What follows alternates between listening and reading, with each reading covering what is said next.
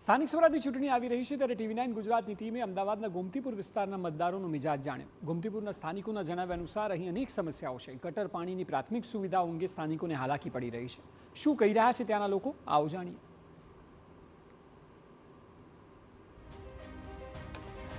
ચૂંટણી આવતાની સાથે તમામ મતદારોને રીઝવવા માટે ઉમેદવારો પ્રયત્નશીલ થતા હોય છે. આખરે ગોમતીપુર વિસ્તારમાં મતદારોએ કયા પ્રકારનો મિજાજ બનાવ્યો છે અહીંયાના સ્થાનિક લોકો સાથે? ગોમતીપુરમાં સૌથી મહત્વના મુદ્દાઓ કયા છે કે જેને લઈને ઉમેદવાર પસંદ થાય? સૌથી મોટો મુદ્દો તો સ્કૂલના છે. જે ઘણી બધી સ્કૂલો બંધ કરાવી દીધી છે, એ સ્કૂલો ચાલુ કરાવતા નથી, બરોબર.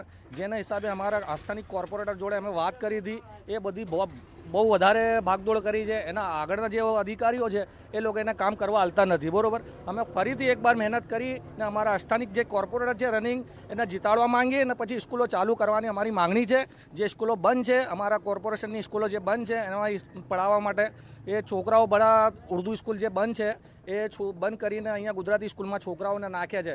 એને ઘણી દૂરથી છોકરાઓ આવે છે, 20-20 રૂપિયા 30-30 રૂપિયા છોકરાઓ રિક્ષા ભાડા આલે છે.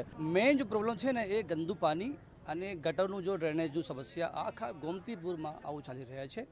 અને બાર ફરિયાદ છતાં પણ લોકો કામ કરતા નથી, અધિકારીઓ પણ કામ કરતા નથી. મુદ્દાઓ તો બહુ ઘણા છે. નાના બાળકોને આંગણવાડી નથી. સૌથી મોટીમાં મોટી તકલીફ છે કે જે ફાઉન્ડેશન છે એ નાના બાળકોને આંગણવાડી નથી. અત્યારે અમારે પાણીની અને ગટરની સમસ્યા છે વધારે.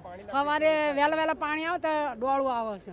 ટૂંકમાં કહીએ તો જે રીતે સમસ્યાઓ છે તે સમસ્યાઓ પીવાના પાણીની, તેમાં ડ્રેનેજની મુખ્ય સમસ્યાઓ છે. આ ઉપરાંત જો યોગ્ય રીતે સ્કૂલો બનાવવામાં આવે, ગાર્ડન બનાવવામાં આવે અને જીમ બનાવવામાં આવે તે પ્રકારની માંગણી સ્થાનિકો કરી રહ્યા છે.